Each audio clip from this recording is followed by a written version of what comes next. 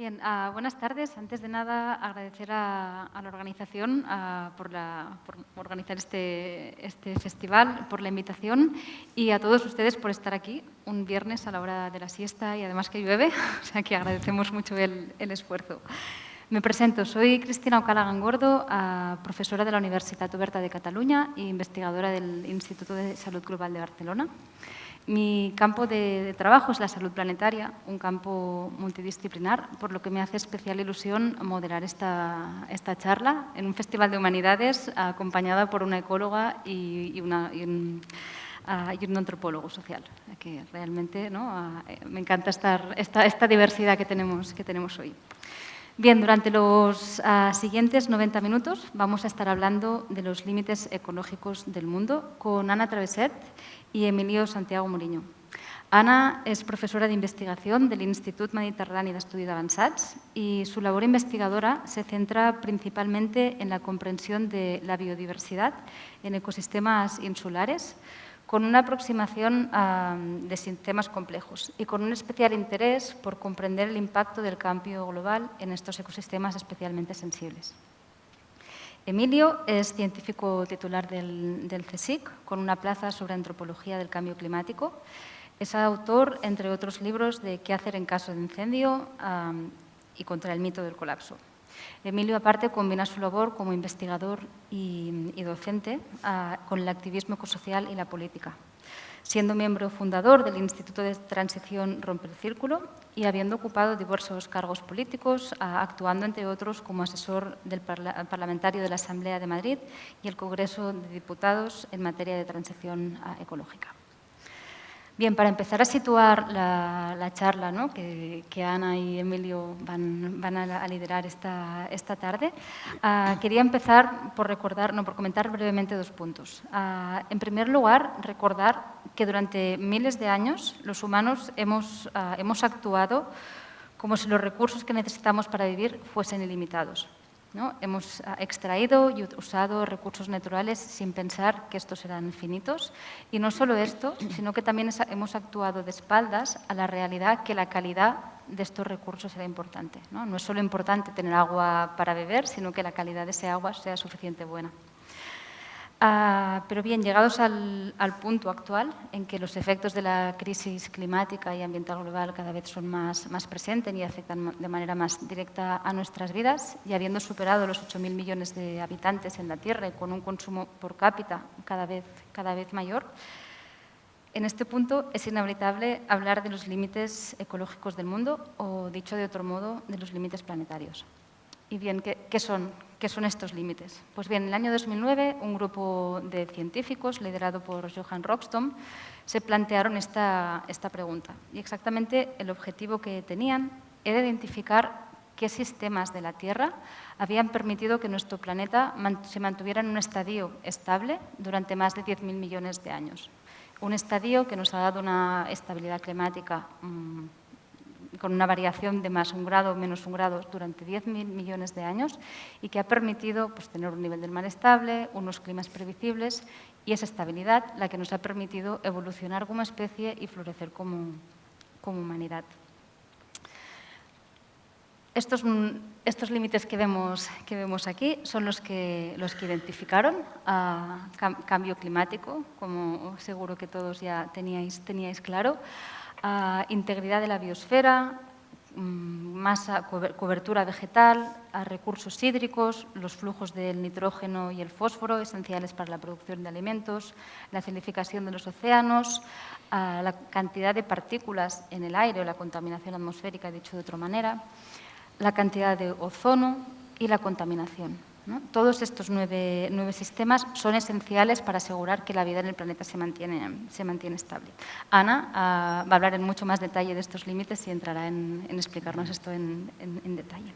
Y ya para acabar esta introducción y como segundo punto que quería comentar antes de cerrar, como os comentaba, estos límites se identificaron o se definieron en 2009 y se han ido haciendo evaluaciones sucesivas. Bien, en 2023, que fue cuando se realizó la última evaluación, vimos que habíamos sobrepasado 6 de estos 9 límites identificados. Por lo tanto, el objetivo último de identificar estos límites, que era identificar un espacio seguro y guiar las decisiones políticas y los cambios que eran necesarios para revertir la crisis actual y quedarnos en este estadio de estabilidad, no se estaban cumpliendo.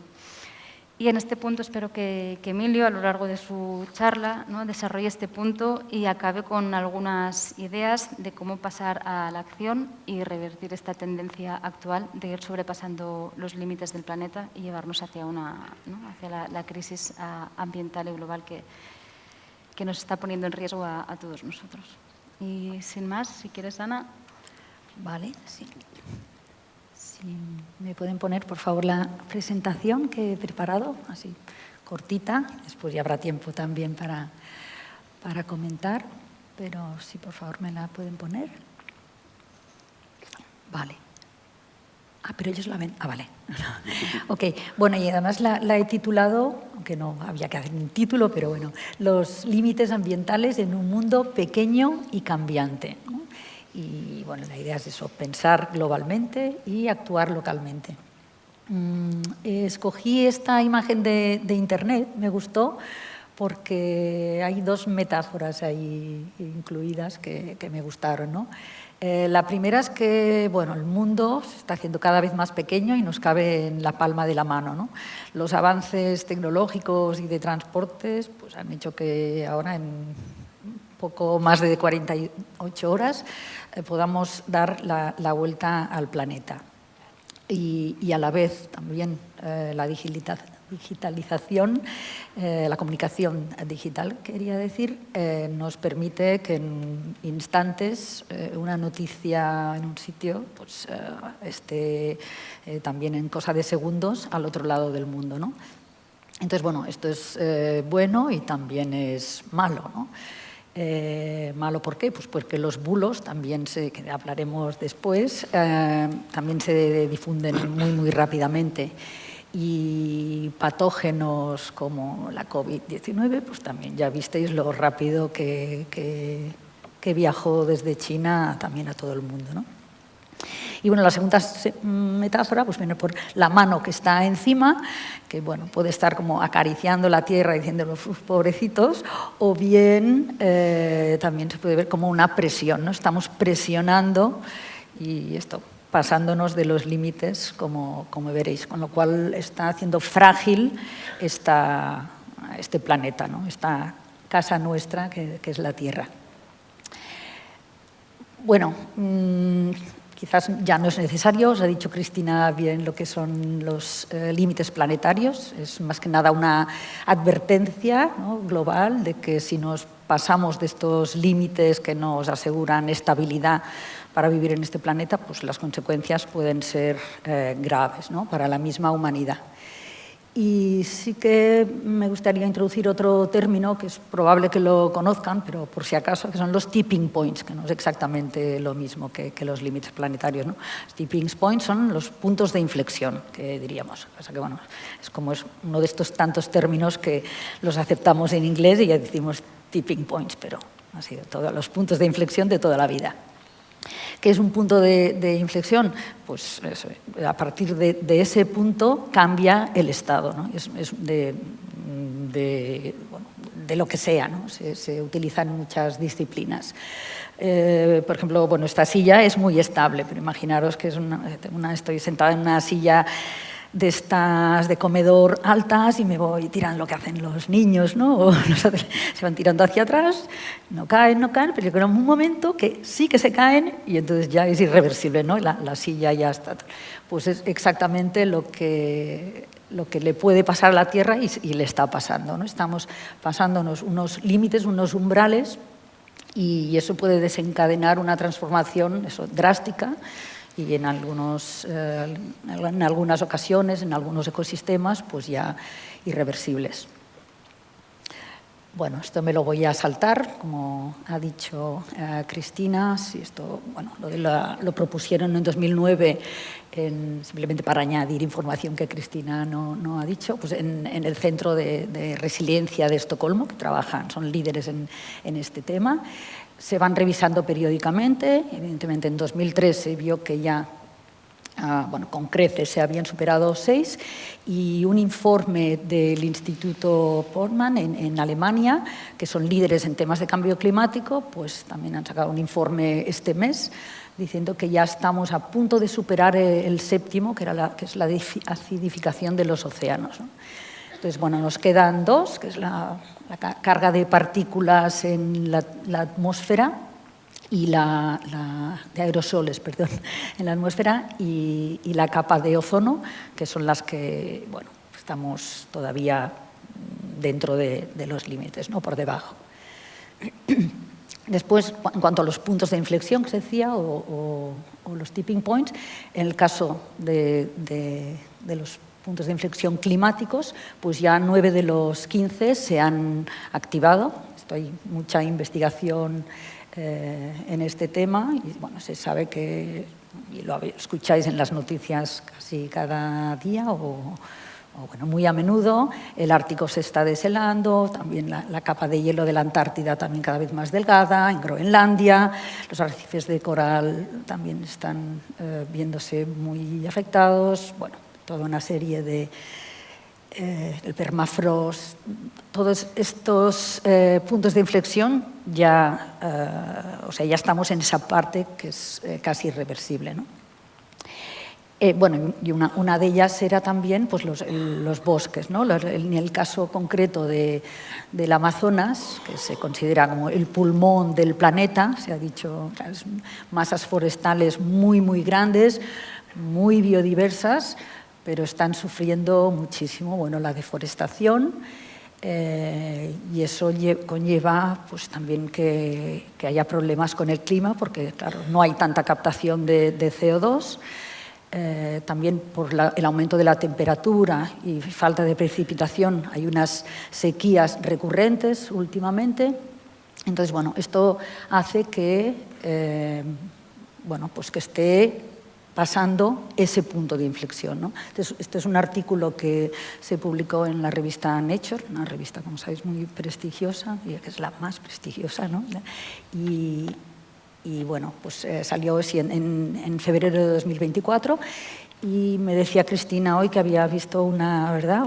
Me puedes interrumpir, en cualquier momento, y ustedes también si tienen, que había salido en los periódicos que ya se había traspasado ¿no? Bueno, hay muchos estudios en el Amazonas, y bueno, el estudio científico era, o sea, que incluso los sitios más remotos, pues están, ¿no? Los más centrales están viéndose afectados. Lo triste es que también, bueno, cuando estuvo Bolsonaro, pues arrasó con muchísima masa forestal. Yo he estado en un congreso este pasado mes de agosto y mis colegas ecólogos pues me decían que con Lula han cambiado un poquito las cosas, pero no tanto, ¿no? Entonces sigue habiendo mucha deforestación, mucha presión por parte de las empresas madereras y bueno, pues tenemos un gran problema en el Amazonas, ¿no? Bueno, uno de los límites que eso también hemos pasado es el de la integridad de la biosfera, ¿no? Y aquí viene pues, la biodiversidad, que es más en lo que trabajo yo, entonces me lo llevo un poco a mi terreno.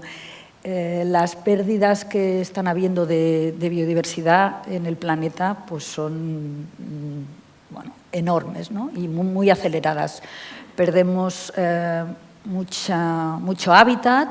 Aparte está el problema, bueno, del cambio climático, todo lo que se llaman los motores del cambio global, ¿no? Contaminación, las especies que estamos moviendo de una parte del planeta a otra, que muchas son invasoras, o se hacen invasoras al llegar a un área donde no tienen enemigos naturales, desplazando a las especies nativas en muchos casos y alterando todo el ecosistema, haciéndolo a veces no funcional, ¿no? No todas las especies, quiero adelantarlo aquí ya, no todas las especies invasoras son malas, hay algunas incluso que están sustituyendo a algunas nativas que se han extinguido. Entonces, bueno, hay que ir caso por caso y viendo, pero la mayoría de los casos, y por ejemplo en las islas, pues son incluso más vulnerables las islas a las especies invasoras que al mismo cambio climático, ¿no? Las invasiones en las islas es lo que más ha contribuido a la pérdida de biodiversidad en estos ecosistemas que son tan frágiles, porque son más simples, ¿no? Son sistemas no tan complejos. Bueno, tú ves una isla, o sea, una isla tropical y ves cuántos árboles y cuánta cosa, pero si lo comparas con una área similar en el continente es mucho más simple. Bueno, entonces, hay muchos autores ya que... O sea, hay debate al respecto, pero diría que sí, que la mayoría de ecólogos sí que aceptamos que estamos entrando en lo que se llama la sexta extinción masiva. ¿Qué es una extinción masiva? Pues es lo que le ha pasado a la Tierra en varias ocasiones, o sea, al menos en 5, esto hay buenas evidencias científicas de los fósiles, que desaparece un mínimo de un 70% de todas las especies. Imaginaos lo que es, o sea, el 70% de todas las especies que vivían en el planeta. La extinción del Pérmico ya fue la máxima, que es bueno, casi un 100%, ¿no? Más del 90% de las especies desaparecieron. ¿Qué pasó en estas 5 anteriores? Pues que era por causas naturales. Bueno, la última fue la extinción de los dinosaurios. Como sabéis, también hay bastante evidencia de que cayó un meteorito enorme en la península de Yucatán que provocó unos cambios atmosféricos que los animales, animales y plantas pues no pudieron adaptarse rápidamente a esas condiciones atmosféricas, ¿no? Entonces desaparecieron los dinosaurios. La diferencia es esta, que o sea, ahora somos el Homo sapiens, la especie que está causando esta gravísima extinción. Ahí no sé si lo podéis ver, tenéis algunas cifras, pero bueno, esto lo buscáis en internet, podéis saber pues, cuando los anfibios son los que más han desaparecido en cantidad, pues corales, coníferas, mamíferos, las aves todavía comparado pues no son tantos, pero son grandes cantidades, o sea, cantidades enormes de especies, y no solamente las especies lo que está desapareciendo, sino también, o sea, puede la especie estar, pero muchas poblaciones sí que están desapareciendo, ¿no? Por ejemplo, en el caso de jirafas, las jirafas todavía no están en peligro, pero muchas poblaciones de África que había jirafas, ahora no hay, y así cantidad de especies, ¿no? De aves y tal. Entonces es lo que se llama extirpaciones locales, ¿no? O hay gente que le llama extinciones locales, pero otros decimos no, extinciones cuando la especie desaparece. Entonces, extirpaciones locales están habiendo pues, muchísimas cada día. Y bueno, también algo aquí, también tirándolo a mi terreno, biodiversidad no solamente es las especies, sino toda la variedad de interacciones ecológicas que hacen funcionar ese ecosistema, ¿no? Entonces, la palabra biodiversidad es mucho más amplia. Y bueno, ¿qué consecuencias tiene perder toda esta biodiversidad? Pues tiene bastantes, aquí he apuntado unas cuantas. Pues bueno, perdemos servicios ecosistémicos, ¿no? Con pérdida de especies, pues perdemos, por ejemplo, polinizadores. Entonces, el servicio ecosistémico que nos proporcionan abejas, mariposas, moscas, polinizando las especies, pues esto trae consecuencias no solamente para la producción de alimentos y para el mantenimiento de la biodiversidad, sino también pues, pérdidas económicas, ¿no? Bueno, problemas de salud, hay muchas especies que, bueno, o sea, los ecosistemas que están muy degradados pues incrementan el riesgo de enfermedades zoonóticas, también hay mucha evidencia y Cristina sabe bastante de esto. Colapso económico, desestabilización climática, ¿no? Si perdemos mucho bosque, estamos perdiendo esta capacidad de capturar carbono. Y después, pues también, last but not least, no es menos importante, pero la pérdida de biodiversidad también tiene un impacto cultural y social, porque muchas culturas dependen de la biodiversidad para sus prácticas tradicionales y espirituales. Entonces, bueno, en resumen, lo que provoca esta ¿no? O las consecuencias para la humanidad de estas extinciones tan grandes, tan altas, son esos riesgos graves, multidimensionales, que exacerban todavía más los problemas y generan nuevos desafíos en cuanto a supervivencia, calidad de vida y sostenibilidad ambiental. Entonces, bueno, los científicos vamos reportando, vamos documentando toda esta pérdida. Bueno, a veces un poco desesperados porque, bueno, vemos que la sociedad, ¿no? Todo el mundo, esto lo hablamos en la comida, ha oído hablar de la crisis climática, pero de la crisis de biodiversidad no se habla tanto y es igual de importante, ¿no? Y como he dicho, en el caso de las islas es incluso más importante, yo diría. Para algunas islas, desde luego, ¿no? Hay islas en el Pacífico que está subiendo el nivel del mar y están desapareciendo. Para esas, evidentemente, el cambio climático es más importante que las especies invasoras, pero bueno. Y bueno, la humanidad sí puede desarrollar nuevas tecnologías para adaptarse a estos cambios, pero vamos a dejar muchas especies detrás que no pueden seguir este ritmo devastador, ¿no? Y bueno, quería introducir este término también, que puede ser que lo conozcáis o no, de las soluciones basadas en la naturaleza. Sabéis que estamos en la década, declarada por las Naciones Unidas, de la restauración de los ecosistemas, ¿no? Entonces, bueno, en esta década tenemos muchísimo por hacer. ¿Qué son las soluciones basadas en la naturaleza? Pues son estas acciones que pretenden proteger, gestionar de forma sostenible y restaurar los ecosistemas naturales. De manera que aborden los retos de la sociedad de forma eficaz y adaptativa. Bueno, nos ofrecen una manera sostenible y rentable de enfrentar problemas urgentes, al mismo tiempo que promueven la salud de los ecosistemas. Entonces, bueno, alguien podría decir, bueno, pues si perdemos no sé, por ejemplo, un servicio de polinización, pues bueno, vamos a hacer algo que, o sea, sin pensar en una solución de la naturaleza, pues nosotros vamos, por ejemplo, a polinizar a mano.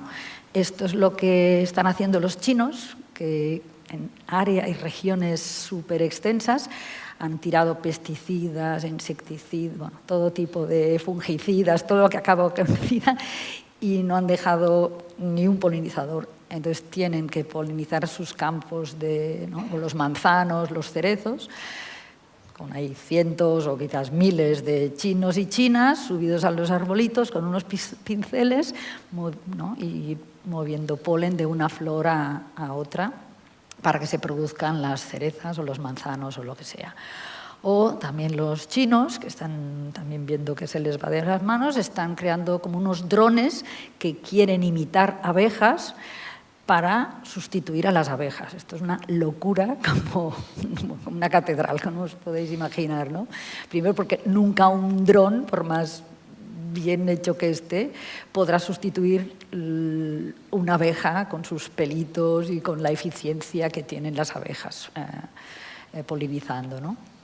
Que una creo que puede polinizar como 20.000 en un día, 20.000 flores, o sea, son brutalmente eficientes y son silenciosas, también quiero decir aquí, o sea, la extinción de los insectos y concretamente la de los polinizadores, aunque están desapareciendo todos, es una extinción silenciosa, ¿no? La Unión Internacional de la Naturaleza, cuando saca todos estos índices de pérdida de biodiversidad, claro, está pensando en mamíferos, aves, los anfibios, o sea, vertebrados y plantas, pero la cantidad de invertebrados, que son muchísimos más, pues no se conocen. Muchísimos desaparecerán, están desapareciendo antes incluso de ser descritos, pero ya incluso los descritos, pues como no hay especialistas en todos y por todas las regiones, pues bueno, en fin. Bueno, y también algo que, no sé si me estoy pasando de tiempo, ¿no? ¿Estoy bien? Quería introducir aquí esto, lo de que somos naturaleza, o sea, hay que cambiar de paradigma, es hora ya de dejar de lado esa idea que nos metieron de que nosotros controlamos la naturaleza, ¿no? Hay algunas fotos que habréis visto que a mí me ponen de los nervios, ¿no? De un cazador con el pie encima del rinoceronte, ¿no? Es la imagen de que nosotros podemos ante todo, ¿no? o el exemérito al lado de un elefante con esto también, ¿no? Yo puedo matar a un elefante que además es un herbívoro y que nunca correrá, o sea, no tiene ninguna gracia matar un elefante. Mira, al menos una gacela sí corre y tal, pero un elefante, que a mí no me cabe en la cabeza cómo se puede ser tan cruel. Pero bueno, entonces tenemos que, sí, como dice mi amigo Fernando Valladares, o sea, no es un cambio de actitud lo que necesitamos, sino una actitud de cambio. Hay que cambiar de pensar y actuar. Por eso también está muy bien estas que he visto aquí, bueno, de pensar, imaginar, crear. Esto me encanta porque es realmente como tenemos que actuar. Hay que reconocer que la salud humana y la del planeta están intrínsecamente conectadas. Bienestar humano depende de la salud de los ecosistemas, si están sanos o no. Tenemos que dejar de pensar que nosotros dominamos la naturaleza, ¿no? Nosotros estamos conviviendo con todos estos seres que viven con nosotros en este maravilloso planeta y que llevan evolucionando pues, miles, millones de años pues, como nosotros, ¿no? Entonces, respeto total. Valores culturales, bueno, si lo leéis no hace falta que, quizás para que vaya a ir más deprisa, pero bueno, siempre respetando también, considerando la sabiduría de las comunidades indígenas, comunidades locales, que tienen muchísima experiencia, hay que trabajar con ellos y bueno, hay que priorizar enfoques que busquen restaurar y mantener los ecosistemas. Esta época, esta década de la restauración nos da muchas oportunidades, ¿no? Tenemos mucho trabajo que hacer, pero las oportunidades son muchísimas, ¿no? Protección frente a desastres naturales, mejora de la calidad del agua, del aire, economía verde, creación de empleo. O sea, restaurar todo lo que hemos destrozado, o sea, puede dar una cantidad de empleo a muchísima gente, ¿no? Tiene retos, obviamente, ¿no? Tenemos muchos retos por delante, o sea, hay compromisos políticos, eso se lo tienen que creer los políticos, los empresarios tienen que invertir en esto. La colaboración internacional es también fundamental, no podemos nosotros estar restaurando, pero aquí al lado no hacerlo. También hay que, esta planificación, esta restauración tiene que estar basada en la ciencia, con el conocimiento también y integrando a las comunidades locales y considerar también los aspectos sociales, obviamente, ¿no? Los derechos que tienen las comunidades que han vivido ahí toda la vida. Bueno, ¿estamos a tiempo de frenar el camino al precipicio? Pues sí, el mensaje no puede ser pesimista, aunque nosotros tenemos todos nuestros días más pesimistas, viendo algunas cosas diariamente, ¿no? Pero hay todavía espacio para el optimismo, pero es un optimismo cauteloso, ¿no? Tenemos que, bueno, hay una serie de factores que indican que estamos a tiempo, los avances tecnológicos y científicos, ¿no? Lo que hay sobre energías renovables, bueno, pues dan esperanzas en muchos casos, lo tenemos que hacer bien, acuerdos internacionales, ¿no? Todos los ODS, el Acuerdo de París, o sea, estamos yendo de que se declare la década de restauración, o sea, los gobiernos se han dado cuenta de que hay que hacer algo, entonces vamos por el buen camino. Movilización ciudadana también, pues muchísima gente y jóvenes son conscientes de este problema, cada vez es mayor esta conciencia ecológica, va muy lento, pero ahí va. Transición hacia una economía también verde y, bueno, y la naturaleza también es resiliente. También tenemos que tener como esta esperanza, ¿no? Lo vimos en el confinamiento, dejamos unos meses de salir y llegan los animales por las ciudades, salen las plantas por los sitios donde los segamos al borde de la carretera, o sea, la naturaleza es imparable, entonces solamente la tenemos que dejar. Creo que, bueno, esta me la voy a saltar, la otra me la voy a saltar, perdón, se ha disparado. Los desafíos urgentes que tenemos, no, simplemente velocidad de acción, voluntad política y económica y equidad global, ¿no? Esto es lo que necesitamos. Como individuos, Algunas cosas no las podemos hacer, un individuo no puede luchar contra la explotación de los acuíferos, ¿no? O un individuo tampoco no puede frenar la guerra en Gaza, pero todos sí que delegamos en unas instituciones que sí que han de actuar. Y si no lo hacen, no hacen lo que prometieron durante las elecciones, pues entonces hay que actuar en consecuencia. O sea, de eso sí que tenemos poder. Y a un último mensaje, ¿no? Lo que tenemos que fiarnos de la ciencia. La ciencia pues, es el arma, ¿no? La herramienta más poderosa que tenemos para incrementar, para adquirir el conocimiento. Y solamente con evidencias científicas y usando el método científico pues podemos derribar todos estos bulos que están creciendo por todas partes, ¿no? Y que, como decía al principio, que se pueden expandir súper rápidamente por el planeta. Entonces, bueno, los científicos, que hasta hace nada, y bueno, todavía hay algunos que no quieren salirse de su zona de confort, están ahí investigando, sacando sus papers, pero salir a la calle y decir a la sociedad, pues, y aportar su conocimiento de forma clara y que lo entienda todo el mundo, pues no es tan fácil, pero si nos quedamos de brazos cruzados los que tenemos ese conocimiento, pues vamos mal, ¿no? Entonces, ya. Y solamente decir esto, que es un pilar, la ciencia, esencial, como la educación, la justicia social y la separación de poderes. Y, por tanto, hay que darle mucha más importancia de la que se le ha dado hasta ahora. Y nada, y dejo esto aquí. Acá, si quieres... Un minutillo, si quieres. ¿Un minuto? Bueno, pues en un minuto ya lo termino. Pues bueno, el colapso de la humanidad.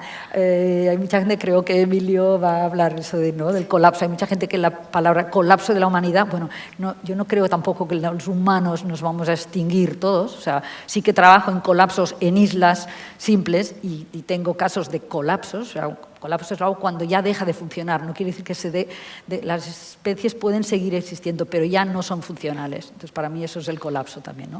Entonces, si una comunidad de humanos no funciona, para mí esa comunidad pues ha colapsado. Entonces, para evitar eso, pues necesitamos acciones rápidas, decisiones valientes, transformadoras y bueno, tenemos que actuar rápido. O sea, desde ya vamos tarde en muchas cosas. Mantener esta visión optimista, esto es fundamental. Hay que creer que sí que podemos. Y después tenemos que actuar cada uno desde nuestras disciplinas, ¿no? Los maestros, los científicos, los políticos, todos a una y eso, y creyendo realmente eso, que la humanidad y la naturaleza podemos ir de la mano, bueno, que somos naturaleza y que todo puede prosperar sin ningún problema. Perfecto. Venga, ya está. Gracias. ¿Qué es esto? Gracias, Ana. Pues Emilio, si quieres... Vale, pues buenas tardes y muchísimas gracias al Festival de Humanitas por la invitación.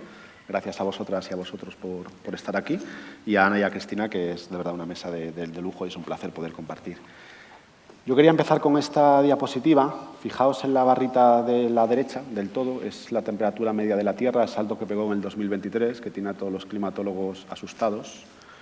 En este contexto, el secretario general de Naciones Unidas, Antonio Guterres, dijo el año pasado que la era del cambio climático había terminado y habíamos entrado en la era de la ebullición global, porque el aire era irrespirable, la temperatura insoportable y los beneficios de las empresas de combustibles fósiles y la acción climática intolerables. Ebullición global es parte de una especie de innovación léxica, ¿no? Empezamos con el cambio climático, crisis climática, emergencia climática, ebullición global, en un intento un poco desesperado por nombrar... ¿Esto cómo funciona? Ahora, por nombrar un mundo nuevo. Aquí os quería traer un tuit del divulgador Andreu Escrivá, que creo que estuvo en una edición del festival, no sé si el año pasado o hace dos, que me parece que resume muy bien este mundo nuevo en el que habitamos y que no nos terminamos de creer. Él decía, a mi edad, 40 años, mis padres, que han nacido en el año 1952, vivieron un total de 5 noches tórridas en toda su vida. Yo, a su edad, he vivido 123 y las que me quedan. El mundo en el que vivieron mis padres ya no existe. Esta es una idea muy fuerte, pero que tenemos que asumir. El mundo en el que vivieron nuestros padres no existe y muchos de los instrumentos y las herramientas que tenemos para pensarlo no nos sirven. Por entrar al tema por la cuestión climática, que es la más conocida, aunque como bien se apuntaba antes, la crisis de biodiversidad y otras crisis complementan un panorama mucho más complejo, 3 ideas para situarnos. La crisis climática se acelera, como hemos visto, tenemos a todos los climatólogos sorprendidos por los comportamientos de los últimos 2 años. Los impactos se multiplican. Haceros a la idea de que en España hoy mueren 5 veces más personas por olas de calor que por accidentes de tráfico. Recordad los años 90, las campañas de la DGT. Hoy ya mueren 5 veces más personas por olas de calor que por accidentes de tráfico. Y, por supuesto, el presupuesto de carbono se nos agota. Es decir, lo que los científicos han calculado que podemos emitir para no superar ese 1,5 y esos 2 grados es cada vez más pequeño. El margen de seguridad para los 1,5, si no se ha superado ya, está en menos de una década, al nivel actual de las emisiones. El de los 2 grados lo podemos superar en menos de 2 décadas. Por tanto, yo creo que este tema, la crisis climática, merece el apelativo polémico de tema de nuestro tiempo, por utilizar una expresión que empleó Ortega en un libro de hace más de 100 años, y es que la gran tarea de nuestra generación es estabilizar el clima terrestre para que la Tierra no entre en una trayectoria tierra-invernadero que ya sea irreversible.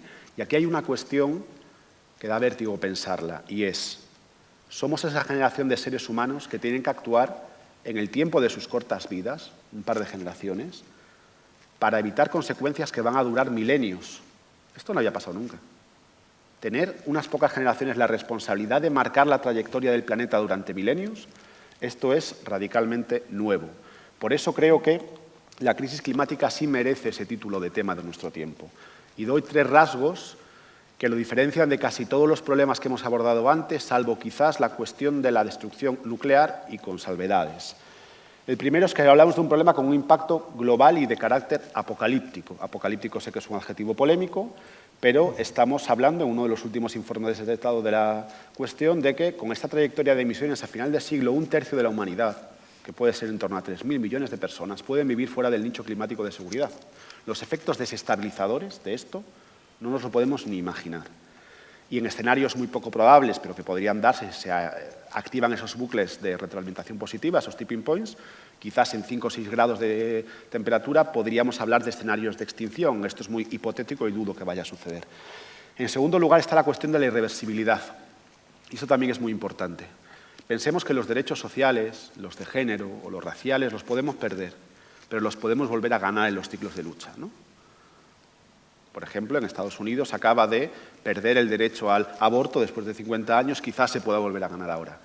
Pero si entramos en una trayectoria tierra-invernadero, va a ser irreversible. Ahí ya no va a haber marcha atrás. Y aunque no nos extingamos en el proceso, lo que sí se va a cerrar es ese sueño de la emancipación humana que llevamos más de 200 años peleando por él. Si entramos en esos escenarios, la emancipación humana quedará cerrada. Y la tercera cuestión, que creo que es la más específica, es que esto nos sitúa en una contrarreloj inédita, porque no tenemos mucho tiempo. Creo que somos esa generación que tenemos el reto más grande y la cual a la vez tiene la tesitura de que el derecho a la paciencia se nos ha terminado. Y esto además nos pilla en una situación muy complicada, porque digamos, si esta crisis encontrase una humanidad colectivamente muy fortalecida, con buenos movimientos sociales, con una política funcional, igual la solucionábamos. Pero la peor crisis ha llegado en el peor momento nuestro, en el peor momento político. Entonces, bueno, esta es un poco la tesitura de una cuestión que, como se decía antes, el cambio climático solo es una arista de una situación mucho más grave, no voy a entrar en esto porque tanto Cristina como Ana lo han expuesto, que es la situación de extralimitación general de la actividad humana sobre los límites planetarios. Simplemente 2 ideas. Este es un dispositivo de divulgación que ha tenido cierto recorrido y me gusta mucho. Habla del día concreto en el que cada país empieza a consumir recursos por encima de su capacidad de carga, ¿no? En España fue el 20 de mayo este año. Es decir, a partir del 20 de mayo, la economía española empezó a consumir recursos que ya no posee, y esto solo es posible por 2 vías, o porque se lo estamos quitando a otros, o porque se lo estamos quitando a las generaciones futuras. Es decir, somos como Saturno que se está comiendo a sus propios hijos. Pero, ¿qué es lo más fascinante, entre comillas, para mal, de todo esto? Es que no es nuevo. La capacidad de carga global de la Tierra se superó en el año 1980. Yo nací en el 84, yo soy un hijo de la extralimitación. Es decir, llevamos 40 años viviendo por encima de las posibilidades biosféricas. Por supuesto, de un modo tremendamente desigual, y esto es muy importante. Pero esta situación directamente no es sostenible en el tiempo. Esto va a generar algún tipo de ajuste. Tendremos que ver cómo nos ajustamos. Y claro, vuelvo aquí. Aquí hay un enigma que creo que a veces, por eso es tan necesario el diálogo entre las ciencias naturales y las ciencias sociales, porque la clave de esto es, ¿por qué una información sobre la que había una evidencia científica bastante sólida desde hace más de medio siglo, pienso en el informe de límites de crecimiento, ha estado ahí encima y no hemos hecho nada? ¿Qué está pasando aquí? Lo que está pasando aquí fundamentalmente es que la transición ecológica es una batalla política. No puede escapar de esta condición. Y esto es el elemento clave para comprender la encrucijada en la que estamos. Os quiero poner este cartel aquí. Este cartel, traducido al alemán, sería «Nuestro diésel es súper».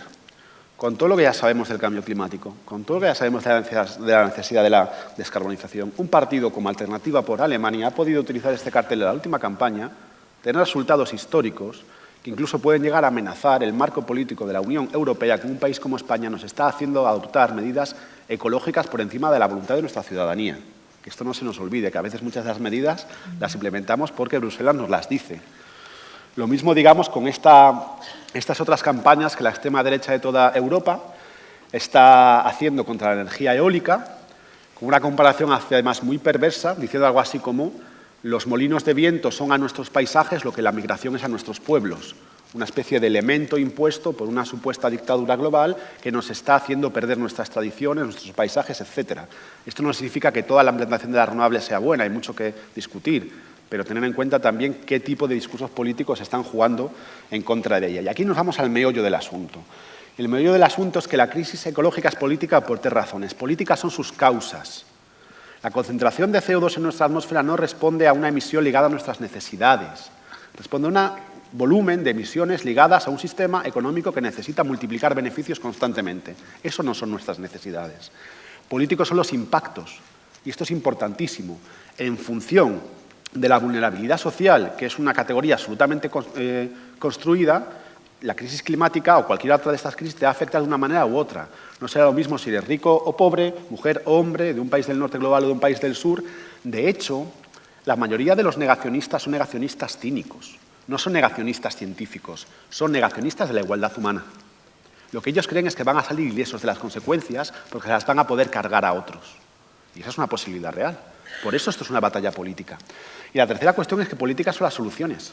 Aquí no hay una solución única porque el problema fundamental no es técnico, es político. Es cómo manejamos procesos de poder, cómo convencemos, cómo logramos que esto sea algo deseable.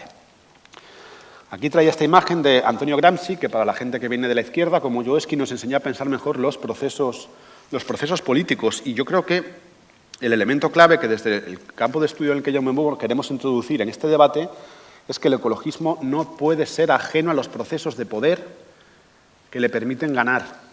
Es decir, no basta con convencer, hay que ganar políticamente. Esto no significa gobernar siempre, que es distinto. Significa que incluso cuando no gobiernes, cuando gobiernen otros, gobiernen con tus ideas. Esto es lo que tenemos que conseguir. Para esto, digamos que Antonio Gramsci nos da, esto es muy complejo, ¿no? Pero lo quiero resumir en tres ideas para intentar enfocar estos problemas desde otro punto de vista. Primera idea, la autonomía de lo político. ¿Qué significa esto? Ninguna crisis tiene un efecto. Pensemos en la pandemia. ¿Saldremos mejores de la pandemia? Bueno, muy mejores no hemos salido, ¿no? Estamos viendo un genocidio en Gaza, una guerra en Ucrania. Esto significa que las crisis no producen resultados automáticos, lo que generan son campos de disputa. Y la política es la que determina el resultado de esas disputas. Segunda cuestión, y esto es importantísimo. Dato no vence al relato jamás. Los seres humanos no nos movemos por datos. El conocimiento científico es imprescindible porque sin él vamos a ciegas. Pero la política no va de verdad, va de deseo, va de afectos. En muchos casos deseo y también miedo. La política va de identidad, va de cosas que no tienen que ver con la verdad. Y esto no significa que no la necesitemos, pero es mucho más importante. En este caso, el relato, que los datos que los científicos nos llevan dando 50 años y no están generando efectos. Y la tercera cuestión es que para ganar políticamente hay que disputar el sentido común. Y el sentido común no lo puedes disputar chocando con él. Tienes que hacer judo. Tienes que coger una parte del sentido común y llevarla a tu terreno. Y esto es importante porque a veces desde el ecologismo, yo soy militante ecologista desde los 16 años, tendemos a chocar con el sentido común, no a hacer esta especie de llave de judo y llevarla a nuestro terreno. Luego entraré más en profundidad en qué implicaciones tiene esto. Pero digamos 4 obstáculos sociopolíticos que nos explican un poco nuestra inacción climática y ecológica en general. El primero de ellos, lo he llamado del capitalismo marrón al fascismo fósil. Hoy, la cuestión climática, que es la que más conozco, pero pasa con más cuestiones, ya es un asunto de guerra cultural. ¿Qué significa esto? Que tu posición ante el cambio climático no responde a tus necesidades objetivas, a tus intereses. No podemos pensar que los negacionistas son solo gente vinculada a las industrias de los combustibles fósiles. El negacionismo ya forma parte de una ideología mucho más amplia que tiene entre sus bases fundamentales el rechazo a la ciencia, por ejemplo, ¿no?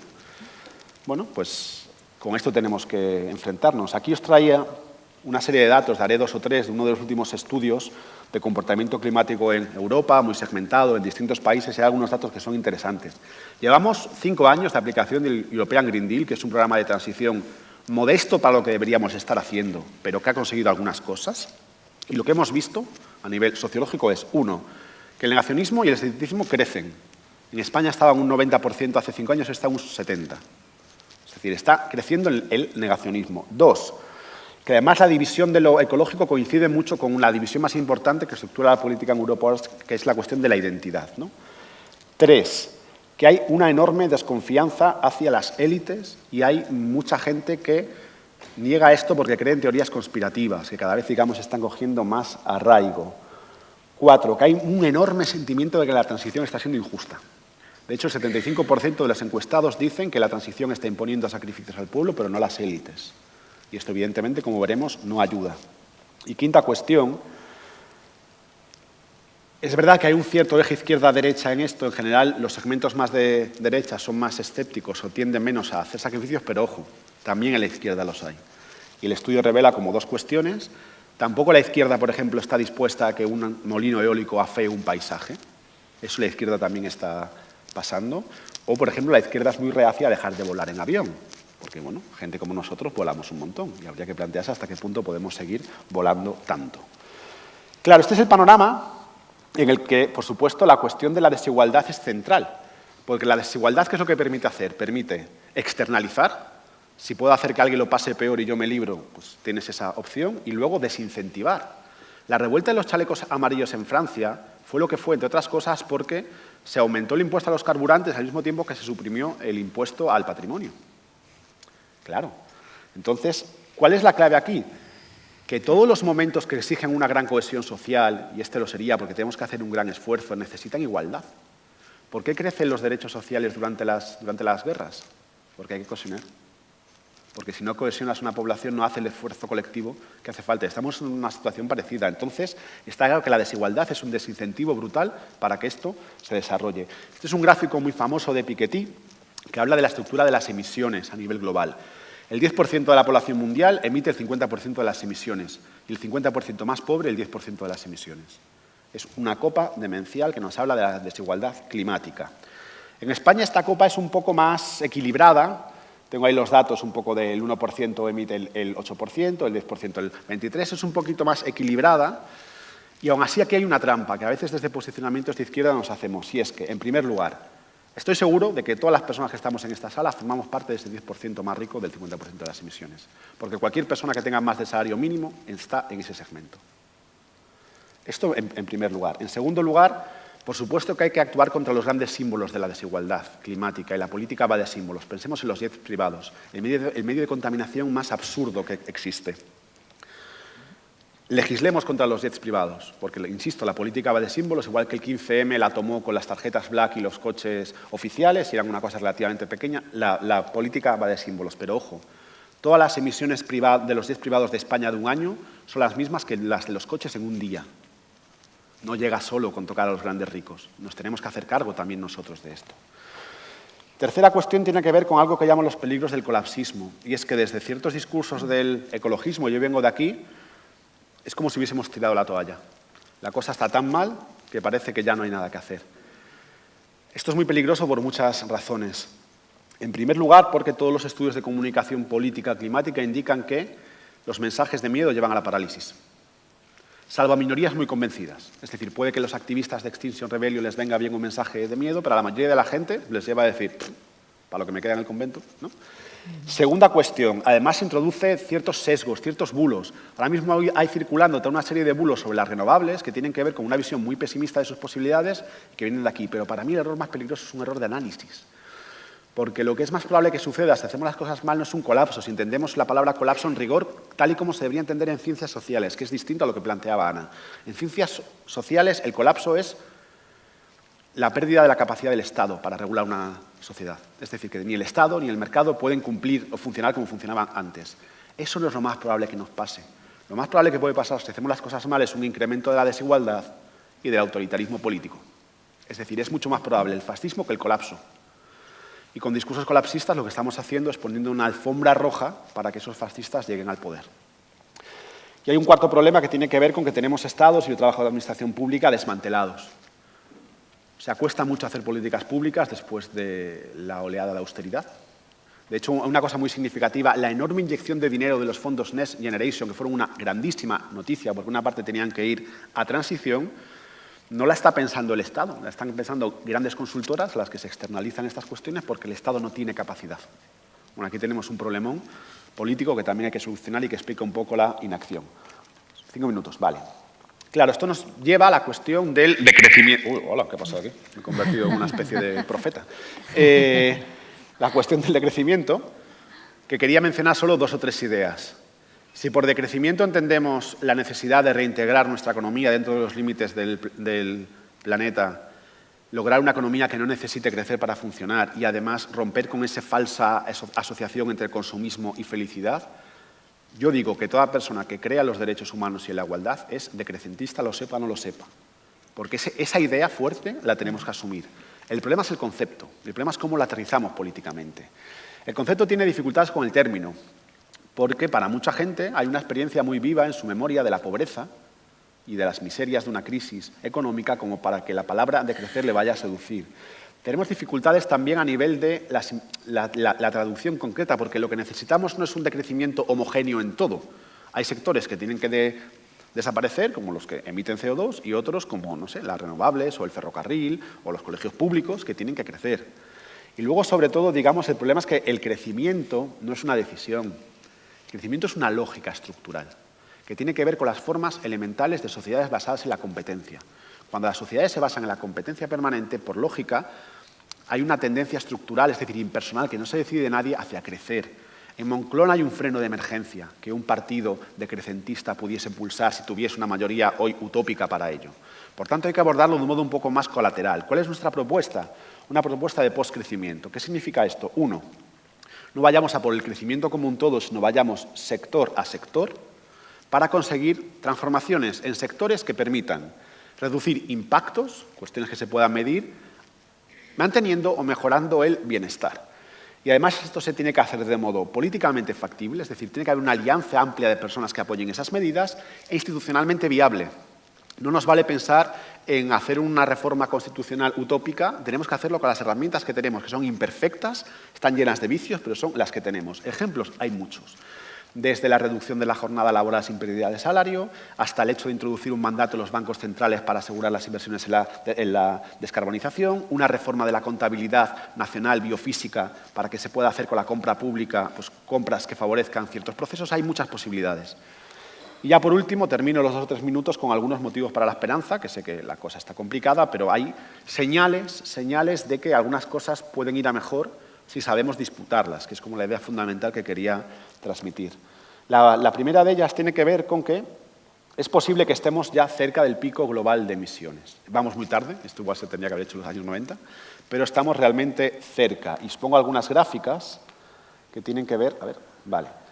Esto es el efecto de París. Mucha gente dice, el Acuerdo de París es papel mojado, no está funcionando. Bueno, no es del todo así. Si fijáis hacia dónde iba el mundo antes de París y hacia dónde está yendo ahora, es verdad que nos queda una brecha muy alta por cumplir, pero no es cierto que esto haya sido exactamente papel mojado. Y la responsabilidad de esto, fundamentalmente, se ha mencionado antes, es la espectacular revolución tecnológica de las renovables. Pocos procesos en la historia económica han conocido una reducción de costes tan brutal como las renovables en los últimos 10 años. De hecho, ahora mismo en el 80% de los países es más barato producir electricidad con renovables y con fósiles. Esto no significa que se vayan a hacer las cosas bien, pero tenemos una base para hacerlas. De hecho, En Europa, el último año, la reducción de emisiones ha sido un 8%, que es muy fuerte. La responsabilidad de las renovables es más o menos como un 4 o 5. Incluso China, que es un actor fundamental en todo esto, es posible que este año alcance su pico de emisiones, que es 6 años antes que los escenarios más optimistas que se bajaron nunca. O sea, aquí está habiendo ya un cambio tecnológico que, si lo sabemos llevar políticamente, nos puede ayudar.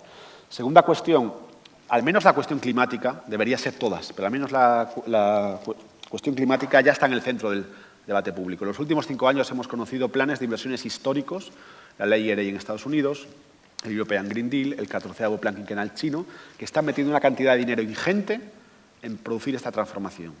¿Esto nos asegura que vaya a salir bien? No, pero sinceramente, yo que llevo militando mucho tiempo, me cuentas esto hace 10 años y no me lo creía. Eso está. Ahora, el riesgo, esto se puede revertir. De nuevo, un negacionista climático puede ganar las elecciones en el país más importante del mundo en menos de 3 semanas. Esto no está asegurado, pero al menos los pasos se están dando. Tampoco está asegurado que sea justo, y es muy importante, por lo que hemos visto, que sea justo. Tercer motivo para la esperanza. La economía está cambiando en general. Después del crack del 2008 y de la pandemia, los marcos neoliberales ya no funcionan. Esto es un zombie, es decir, sigue afectando a nuestras vidas, pero hoy palabras que antes eran tabú, como política industrial, ya están en el centro. Y esto es importante porque es muy difícil hacer una transformación de tanto calibre en tan poco tiempo sin que lo público tenga más instrumentos. Esto la era neoliberal nos lo impedía de facto. Y ahora esto está cambiando. De nuevo, ¿significa que vaya a salir bien? No, pero nos ofrece un marco para disputarlo. Y simplemente 3 ideas más para cerrar. La primera de ellas es que también estamos percibiendo, los científicos sociales, cambios culturales a mejor. Cambios culturales que indican que la sostenibilidad, y esto es muy importante, puede ser sentida no como una especie de castigo por nuestros pecados o de sacrificio, sino de oportunidad para vivir mejor. Pienso en cambios de hábitos que tienen que ver con la alimentación o con la movilidad, por ejemplo, ¿no? El auge de dietas veganas, la movilidad ciclista, son cosas que ya no hay que imponer, sino que la propia gente demanda y desea. Aquí hay una oportunidad. Creo que hay una oportunidad muy grande también, esto lo comentaba con Ana durante la comida, en el potencial regenerativo, ¿no? En todo lo que estamos descubriendo sobre los suelos, sobre la capacidad de regeneración, ahí tenemos una oportunidad importante. Y por último, no nos olvidemos que hace 5 años hubo una movilización histórica por el clima, seguramente la más importante de la historia del ecologismo en sus 70, 80 años de historia, depende de dónde pongas la fecha de inicio. Y es verdad que la pandemia la truncó, es verdad que bueno, pues ese sujeto ahora está disperso, pero nos da pistas de que tampoco somos una sociedad incapaz de movilizarse masivamente por estas cuestiones. Y bueno, pues con este puzzle un poco, a ver si armamos ese horizonte de deseo que nos permita ganar políticamente. Gracias.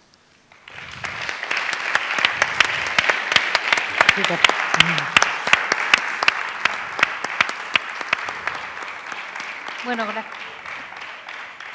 gracias a los dos. La verdad es que me ha costado iros indicando el tiempo porque os hubiese dejado hablar a los dos muchísimo más. Un placer escucharos.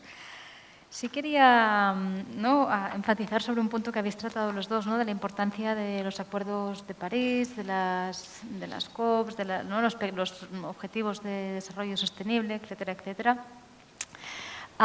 Que son pequeños avances, pero otro punto que creo que Ana ha enfatizado especialmente en su presentación es el punto de la urgencia, ¿no? No nos podemos permitir estos avances importantes, necesarios, imprescindibles, muy valuosos, pero quizá que no se producen con la velocidad que requiere la urgencia de la situación en que nos encontramos.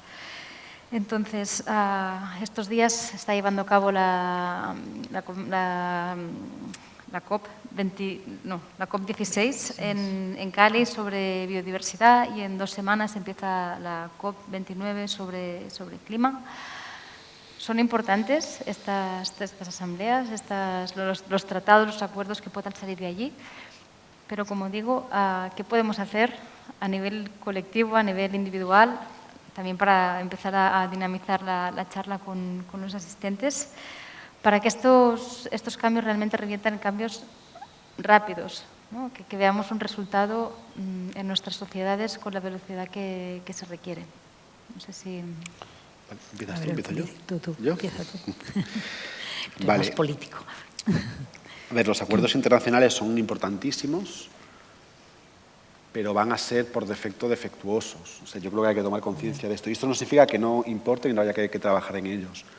Pero hay una cuestión muy de fondo, muy difícil de resolver, que tiene que ver con cómo articulas acuerdos vinculantes entre Estados soberanos cuando no hay, digamos, ningún árbitro más allá de la fuerza que algunos puedan imponer sobre otros para cumplir con ello. Y esto pasa en todo, pasa con el derecho internacional, con el clima, con todas las cuestiones que afectan a un mundo común, pero que cada país tiene como un trocito de su soberanía y, digamos, está esta idea tan perversa del realismo. Lo que se llama realismo en relaciones internacionales es saber que el mundo internacional es una jungla. Se impone la ley del más fuerte y ya está. Entonces, aquí hay como dos cuestiones, creo, bueno, no sé si son dos, pero hay una muy, muy importante que tiene que ver con. En este tipo de estructuras siempre se genera lo que se llama, en teoría de juegos, el dilema del prisionero, ¿no? Que es como hay algo que te incentiva a no colaborar, a ir por libre, ¿no? Porque, bueno, si tú no colaboras, los otros ya harán el esfuerzo y tú, digamos, tiras para adelante. Por eso es tan importante algo que la Unión Europea hizo, y yo creo que lo hizo en parte por la presión histórica que el ecologismo en Europa desarrolló desde los años 70, que es romper con esa dinámica, es decir, bueno, igual yo voy a pagar un coste por empezar a hacer esto, pero voy a empezar. Porque una vez que se rompe como ese círculo vicioso, es más fácil, digamos, ya que se asuman ciertos cambios, ¿no? Y luego, en el fondo, pues aquí a lo que vamos es a una situación en la que cada parte tendrá que hacer lo que le toque, pero hay algunos actores que son más importantes que otros. Y aquí Estados Unidos y China son, no sé si, pero es muy importante. Por eso sería interesante, ahora que vamos además a un escenario de una especie de Guerra Fría 2.0, guerras comerciales, que pudiésemos presionar. Claro, a nosotros no nos queda a mano, ¿no? Decía ayer uno de los conferenciantes que ojalá pudiésemos votar todas las elecciones de Estados Unidos porque nos van a afectar casi más que los propios ciudadanos de Estados Unidos. Pero ahí lo que tenemos que forzar es que, bueno, que los espacios que tienen más capacidad de influencia vayan en la senda correcta. Yo creo eso en cuanto a la cuestión internacional. Luego, si quieres, nos metemos en lo de lo individual y lo colectivo, que eso es otro temazo también. Sí, bueno, yo también cuando veo esto que se reúnen, pero que al menos, bueno, se reúnen cada 2x3 y todos salen con buenas intenciones, pero después, eso, lo que pasa en cada país, pues en algunos no hacen absolutamente nada y no cumplen, es como los proyectos europeos, ¿no? Que he participado en algunos y después unos trabajan muchísimo, otros no hacen casi nada y pagan después unos por otros, porque eso, como después tienes que dar cuenta, ¿no? del proyecto. En este caso, pues eso, la biodiversidad, la pérdida de biodiversidad, por ejemplo, pues nos afecta a todos. Entonces, bueno, cada país después tiene la responsabilidad de cumplir con esos acuerdos o no. Yo veo que, bueno, en el nuestro podría ser peor. Yo veo buenas cosas. Ahora hace pocos días veía en las noticias que el gobierno va a tener una comisión científica asesora en muchísimos temas, con gente de universidades, del CSIC, de la Carlos III, bueno, en muchos temas. Entonces, bueno, ante cualquier emergencia o bueno, no emergencia, si se van a reunir con diferentes ministros, con el presidente, y le van a asesorar, como lo están haciendo en otros países, ¿no? Como, bueno, ahora en Estados Unidos, no sé, pero con Obama, por ejemplo, tenía un equipo de asesores científicos buenísimo y con gente internacional de todo el mundo. Entonces, bueno, pues ojalá esto cambie y realmente escuchen a esos científicos para diferentes temas, ¿no? Entonces, bueno, depende de cada país, o sea, sirve, ¿no? Sí que sirve porque al menos se habla, se juntan. Pero bueno. Yo haría como, ahora que lo pienso, yo me acuerdo cuando fue la COP, ¿cuál fue? La COP25, que tenía que haber sido en Chile, que fue en Madrid, sí, ¿no? que se desplazó por el estallido social chileno. Yo participé en la cumbre social, que hacía los movimientos sociales como en paralelo, y recuerdo una reflexión que después hice, a ver, la línea que separa la cumbre social y la cumbre real es un poco borrosa, porque al menos en sistemas democráticos los gobiernos que están negociando ahí están negociando porque se lo permitimos. Es decir, que al final hay con todos sus límites, ¿no? Pero que tendremos los gobiernos con la coherencia climática o ecológica que votemos. Y yo creo que hay también un elemento que tiene que ver con eso de qué podamos hacer, que hay mucho que es individual, pero hay mucho que es colectivo, y en eso colectivo, bueno, pues hay una parte que sin duda tiene que ver con dónde ponemos nuestro voto. Perfecto. Un símil que muchas veces se pone, ¿no? Comparar la crisis climática con la crisis que quizás tenemos más reciente o que hemos vivido de manera más intensa, de la COVID-19. ¿No? Si durante la COVID-19 costó tanto generar esta respuesta conjunta que se consiguió con ciertas dificultades, ¿pensáis que esto es posible, lograr estos caminos comunes para frenar la crisis climática? Un poco siguiendo con el hilo que lleváis, y sobre todo pensando en la acción y las renuncias individuales, bueno, renuncias con sus respectivos ganancias, ¿eh? ¿No? Sí. O sea, yo creo que la COVID fue como un laboratorio muy interesante, en primer lugar, para desmentir a todos los que hablaban de la desaparición del Estado, la ausencia del Estado. Vamos, en 2 meses se demostró que esa tesis era absolutamente errónea. El Estado puede hacer muchísimo. Otra cosa es que no lo haya hecho porque está capturado por quien está capturado. Pero la capacidad de intervención de lo público para rápidamente transformar un montón de cosas, o sea, se paralizó la economía del mundo, inyectando una cantidad de dinero ingente como no se había visto nunca. A mí me preguntas un año antes de si eso era posible, como persona con formación marxista, te digo, no, la economía funcionará, no moriremos mucha gente, y se hizo.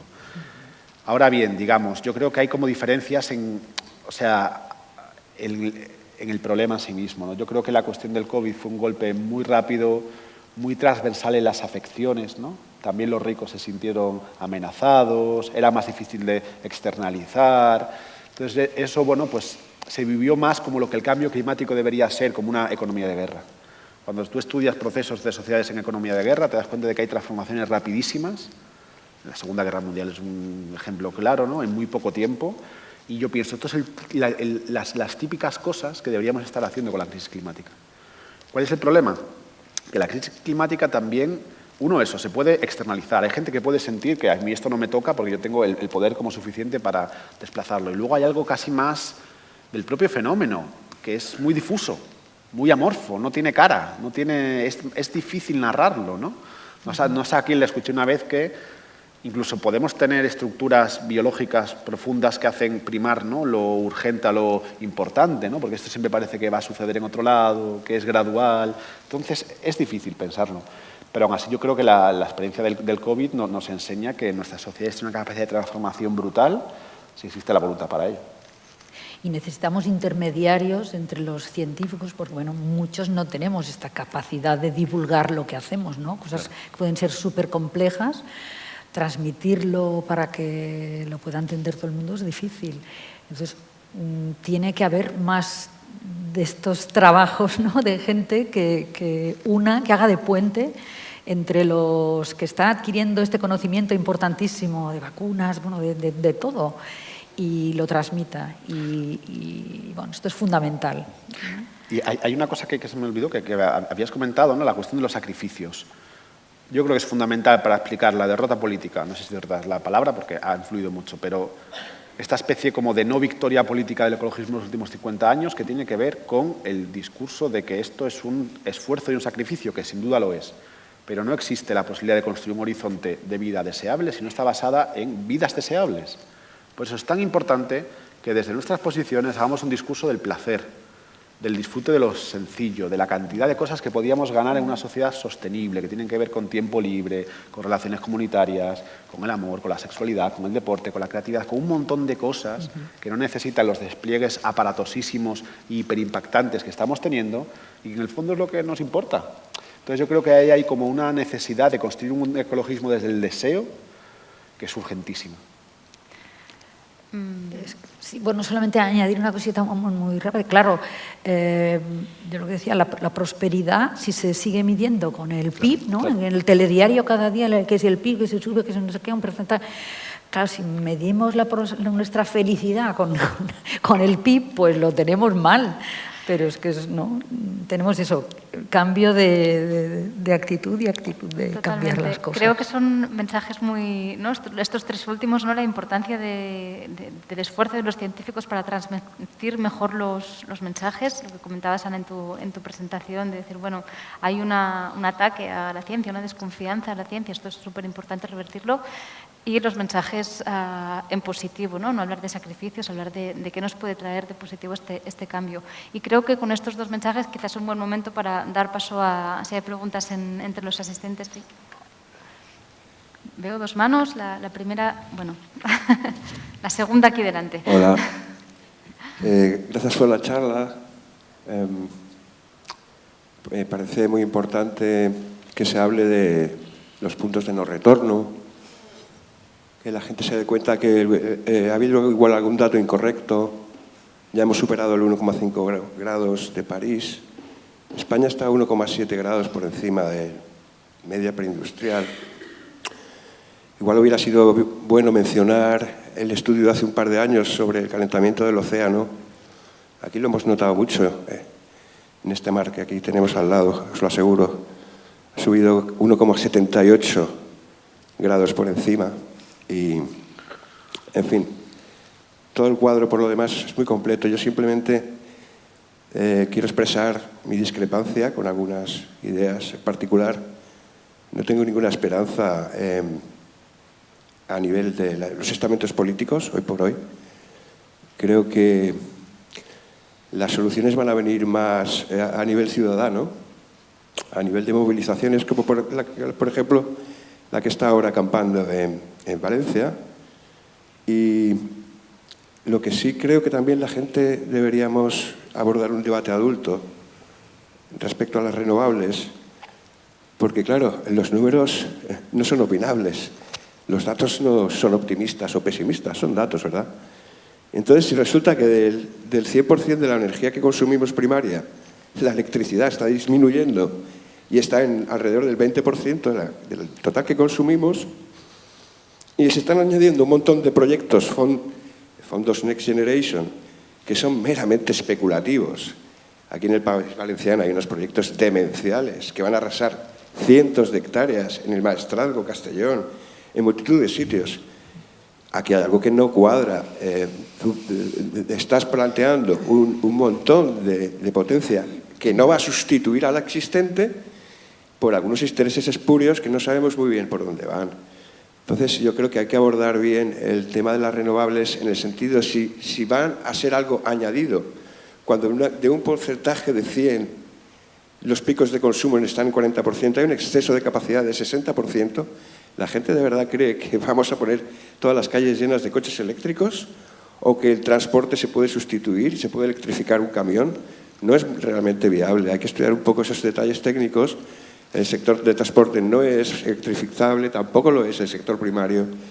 Entonces aquí debemos afrontar un poco una perspectiva más realista de si con las renovables queremos perpetuar el sistema piramidal que se ha privatizado en este oligopolio de 4 grandes capitalistas, o si realmente queremos abordar un cambio de paradigma más centralizado, más horizontal, de comunidades energéticas. De momento la única alternativa legal que conozco en este berenjenal. Pero al fin y al cabo la pregunta, o con mi discrepancia, sería, aparte del análisis, dado que nos atrevemos ya a hablar de que el planeta es finito, aleluya, y no podemos mantener un crecimiento sostenible, porque el crecimiento es insostenible en un planeta limitado, ¿qué otros análisis o qué ideas incluso políticas se pueden coaligar a la necesaria descarbonización, pero a la vez democratizando, en este caso, el proceso de creación de energía y su consumo y su distribución, etcétera?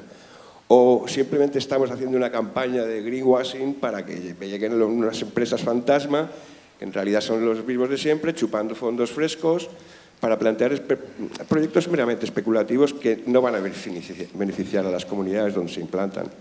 Ese sería un poco, para mí, el debate serio respecto a las renovables. Por lo demás, pues muchas gracias y discrepemos alegremente y con respeto. Gracias. No sé si tomamos varias o contestamos. Sí, si quieres contestar. Venga, vale. Entiendes bueno. más de esto. Vale, sí, un par de cosas. El 1,5 tiene que ser global y a 30 años. Se ha superado, digamos, dos años a nivel global por encima del 1,5, en España más, pero el Acuerdo de París es global y con medias de 30 años. Por eso es una muy mala noticia, pero no es cierto que hayamos superado el 1,5. Aquí hay una confusión. Segunda cuestión, el calentamiento del océano es tremendamente inquietante y lo comparto. Y es una de las razones que está llevando a los climatólogos a preguntarse qué está pasando, si es que están fallando los modelos o no, pero tampoco, digamos, tenemos como una certeza. Lo que tenemos es la inquietud de que ahí algo va mal, algo va fundamentalmente mal. La cuestión de las renovables. He entrado a decir dos o tres cuestiones porque es un temazo enorme y nos traería mucho. Creo que estás posicionado en un análisis diagnóstico. Yo lo compartí hace unos años, pero creo que se ha quedado desactualizado en algunos ámbitos. Es decir, hay muchos procesos que yo mismo hace 5 o 10 años decía que jamás se electrificarían y ya están conociendo desarrollos eléctricos viables. El camión es uno de ellos. Además, la cuestión del 80% del 20% de las renovables en la matriz global es un poco falaz, porque las renovables tienen una cuestión fundamental y es que son mucho más óptimas. Mientras que con los fósiles perdemos casi 2/3 de la energía que entra al principio en el sistema en energía final útil, con las renovables sería muchísimo menos. Pero claro, aquí la cuestión de fondo, y estoy un poco de acuerdo contigo, pero discrepo en las expectativas, es que es verdad que el modelo de implantación de renovables tiene muchas perversidades.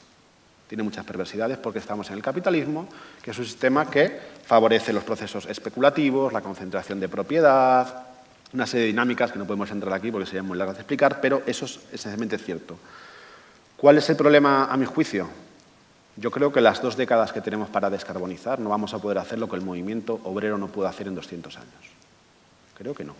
Ojalá me equivoque y ojalá podamos tener una revolución ecosocialista y una profunda democratización de la sociedad, pero yo lo que veo a mi alrededor es que políticamente vamos en sentido incluso contrario. Entonces soy mucho más pesimista respecto a la flexibilidad de lo que la política puede hacer.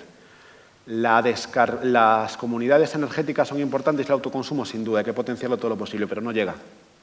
No llega. ¿Podemos esperar a ganar la batalla política a la extrema derecha hablando de sociedades que retornen a parámetros energéticos de hace 50, 60 años? Yo lo dudo. Lo dudo.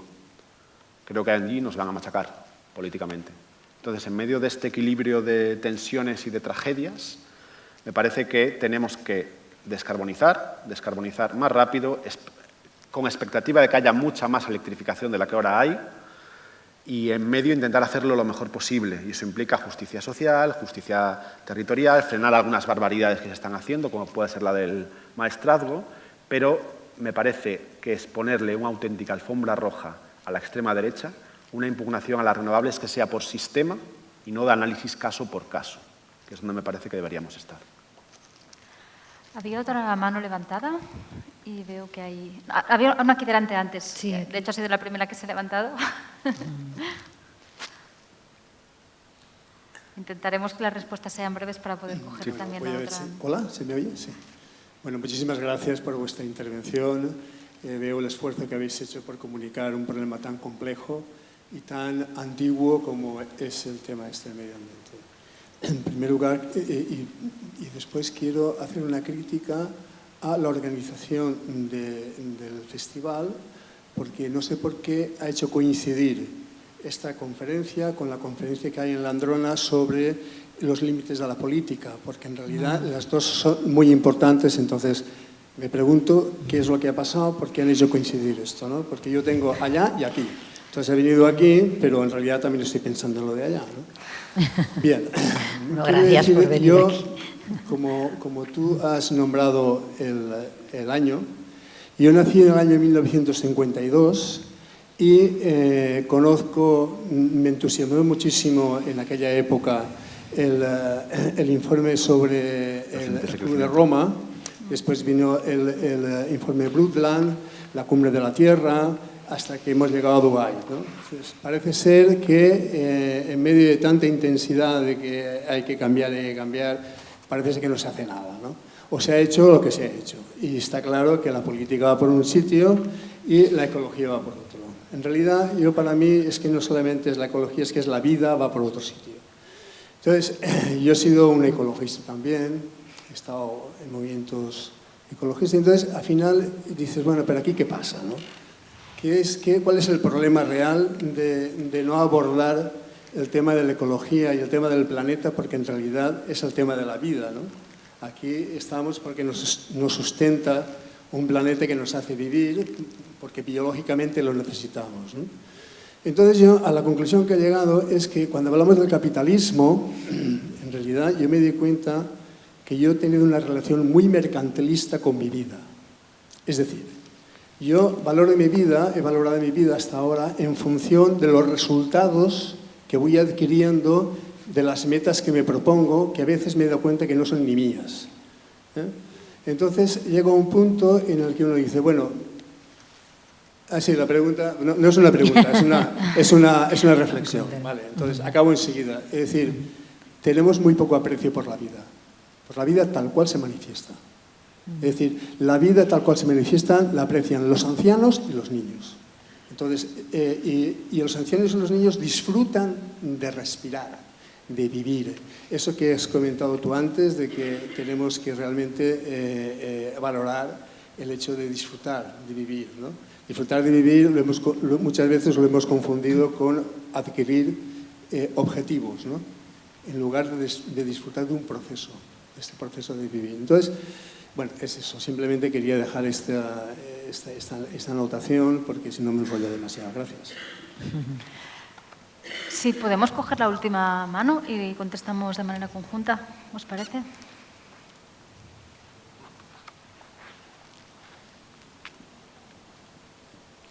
Gracias. Una pregunta para los tres. Parece que nos guste o no, estamos todos en una sociedad que está basada en el consumo. Seamos procapitalistas o anticapitalistas, el mundo gira porque es una sociedad que el 70%, 60% de nuestras economías son consumo. A mí muchas veces me parece que sí, que energía eólica y lo que quieras, pero la mejor manera de reducir, de descarbonizar el mundo es dejar de consumir, o de parar de consumir a lo loco y de comer a lo loco y de consumir a lo loco. Pero claro, los únicos que se han atrevido a decir esto son los chinos y han causado una gran crisis no solo en su país, sino que todo el mundo está un poco sufriendo eso. Pero ¿quién se va a atrever en las democracias liberales o lo que se llaman democracias liberales como en Europa, Estados Unidos y el mundo occidental? ¿Quién se va a atrever a proponer eso? Porque si empezamos todos a ralentizar el consumo y vivir de esa manera más sostenible, sí descarbonizamos, pero hundimos la economía. Entonces, ¿qué respuestas? ¿O hay alguna alternativa que veis que yo no veo y qué respuestas daríais a eso? Gracias. Vale. ¿Queréis contestar alguno? A ver, bueno, yo estoy todavía pensando en la respuesta, o sea que podéis empezar. Porque es difícil. Pero... Bueno, yo creo que el apunte de disfrutar del placer de vivir es muy pertinente. O sea, si fuéramos capaces de conformarnos solo con eso, seguramente solucionaríamos muchas cosas. Sobre lo del consumo es muy complicado porque, al igual que muchas otras dimensiones de la crisis ecológica, el consumo tiene un elemento de decisión personal y un elemento más estructural, como más de fondo, ¿no? Pero yo sí que creo que, por un lado, podemos tirar de los efectos nocivos a nivel psicológico, emocional, que la sociedad de consumo tiene, los malestares de la cultura en términos generales, ¿no? El estrés, los ansiolíticos. Este modo de vida está roto y produce personas rotas. Yo creo que ahí tenemos un elemento del que poder tirar. Y dos, yo creo que, al igual que hablaba antes de poscrecimiento, estas cuestiones se dejan abordar mejor no con una enmienda general, sino con transformaciones parciales que vayan haciendo cambiar cosas concretas. No una enmienda hacia el consumo en general, sino, pues, siempre pongo el mismo ejemplo, ¿no? Las bibliotecas de cosas. O sea, no es tan descabellado pensar en políticas municipales que hablan bibliotecas de cosas para que la gente pueda tomar un taladro prestado unos días y no tenga que tener un taladro en casa con toda la ingente cantidad de energía, recursos y agua que implica que tengamos en España 50 millones de taladros, cuando con 2 millones igual podíamos cubrir nuestros servicios. Y ese tipo de cosas nos pueden ir haciendo, bueno, desengancharnos un poco de la cuestión del consumo. El problema más de fondo de hasta qué punto la sostenibilidad es compatible con una economía capitalista basada en el crecimiento, el beneficio perpetuo, etcétera, pues es un problema. Lo que pasa es que yo creo que es un problema que no vamos a diseñar una solución. Una economía poscapitalista y poscrecimiento irá surgiendo como una mutación, al igual que surgió el capitalismo del feudalismo, que no fue un decreto, fue una evolución de décadas, de siglos, donde las cosas fueron componiéndose de otra manera. Entonces yo creo que, al igual que hemos conseguido que algunas cuestiones sean un derecho público y sanidad y educación son un derecho público, sea rentable o no, iremos ganando espacios donde la rentabilidad dejará paso a los derechos y eso podrá permitir sociedades más sostenibles. Y apunto una última cuestión que se me olvidó de la respuesta de antes. Yo tengo mucha esperanza en la acampada. Yo creo que está porque los gobiernos necesitan presión popular, pero pensar que la acampada va a sustituir lo que puedan hacer las políticas públicas me parece que es una alucinación. Otra cosa es que la movilización popular sirva para que los gobiernos se atrevan a hacer cosas que no se atrevan a hacer. Pero a mí me gusta pensar el cambio que viene teniendo en cuenta que no vamos a hacer nada muy distinto a lo que ha hecho gente parecida a nosotros antes. Si uno mira los últimos 100 años, 70 años, sociedades más o menos parecidas, cada uno puede coger el modelo que quiera, pero los cambios sociales efectivos, reales, más allá de las palabras y la literatura y tal, son los que son. Entonces yo tengo mucha esperanza en que la movilización popular fuerce a los gobiernos a ir más allá de sus límites, pero que esto pasa por políticas públicas no tengo la más mínima duda, la más mínima duda. Nos guste más o nos guste menos, la casta política sea mejor o sea peor, pero pasa por políticas públicas. ¿Hay tiempo para una pregunta más? Hola. Una pregunta. Si enteneu el català, fas la pregunta en català i si no, la fas en castellà. No hi ha cap de problema. Nosaltres sí, però ell no. Nosaltres sí, l'Emilio... Ell no. Vale. Si no, li traduïm. Si no, Però bueno, lo traduïm, clar. Yo afortunadamente sé las dos lenguas. Ya. Ahí ha salido la imagen del jet privado. Vale. Pero ¿qué pasa con los ejércitos? ¿Qué pasa con los cazas que van, además de contaminar, matando? Porque creo que el primer contaminante de todo son los ejércitos. Sí. ¿Por qué los partidos ecologistas en sus programas no hay ninguno que ponga eliminación de los ejércitos? Los partidos tradicionales ya sabemos que eso no lo hace. Es que, de alguna forma, somos cómplices de votar a los partidos que en sus programas no pongan la eliminación de los ejércitos, porque estamos promoviendo también la contaminación. Sí, y más allá de la contaminación, yo creo que es mucho más importante lo que has dicho, que matan. El problema ahí, yo creo que hay como todo, un equilibrio entre utopía y pragmatismo, entre convicciones y responsabilidad. ¿Un partido político podría poner eso en su programa? Sí. ¿Sería votado? No lo sé. No. Es posible que mucha gente vote sin mirar, de hecho el 95% de la gente vota y no tiene que ver nada con los programas, ¿no? Pero yo creo que hay una cierta percepción, sospecho que algo fundamentada, de que siendo un objetivo loable y noble, ¿no?, avanzar hacia una desmilitarización social, esto es el típico proceso que, igual que el cambio climático y muchos otros, no creo que un país se pueda permitir hacerlo solo, que requiere grandes consensos internacionales, requiere acuerdos. Hay toda una serie de complejidades que hace que, siendo necesario, noble y algo que no deberíamos de perder nunca de vista, me parece difícil traducirlo en las coyunturas concretas, ¿no?, en las batallas políticas concretas en las que estamos. Pero bueno, ojalá. Y a lo mejor hace falta que alguien lo haga y experimentar. A veces también los experimentos son positivos. Yo es que sí que lo veo como una utopía, o sea, que sería ideal, pero a largo plazo. Pero ahora mismo, como está el mundo, eso con estos miedos de que pues nos podría atacar Putin, nosotros tenemos que poder defendernos. Claro, sí, o sea, yo creo que no sería factible. Vaya, no ganarían muchos votos. En eso sí soy pesimista. No. Sí, me parece un comentario muy relevante y no para ir cerrando ya, porque realmente, o sea, el cambio climático, uno de los riesgos que tiene, más de los que hemos hablado, los conflictos. Exacto, son los conflictos bélicos que pueden comportar. O sea, estamos otra vez más delante de un círculo vicioso que se retroalimenta, ¿no? Los conflictos bélicos generan inestabilidad, contaminan. Hace unos meses nos pidieron escribir una pequeña pieza de divulgación sobre esto, de la cantidad de contaminación que genera un conflicto bélico. ¿no? De la destrucción de los ecosistemas, de los residuos tóxicos que quedan allí por décadas, del impacto que tienen los combustibles, como comentaba. Y a la vez esto acaba retroalimentando las causas del cambio climático, ¿no? O sea, un reto más para poner en la agenda. Sin embargo, creo que para cerrar la sesión deberíamos intentar quedarnos con dos puntos positivos que han salido, que es abrazar la necesidad de reducir el consumo, pero hacerlo desde el punto del disfrute, no pensando en esto como una renuncia. Evidentemente implicará ciertas renuncias, pero abrazar estas renuncias como un punto para vivir mejor. Desde el punto de vista, me ha encantado esta perspectiva, Emilio, de disfrutar de todas las cosas buenas que nos puede aportar este cambio necesario en nuestra manera de vivir y de consumir.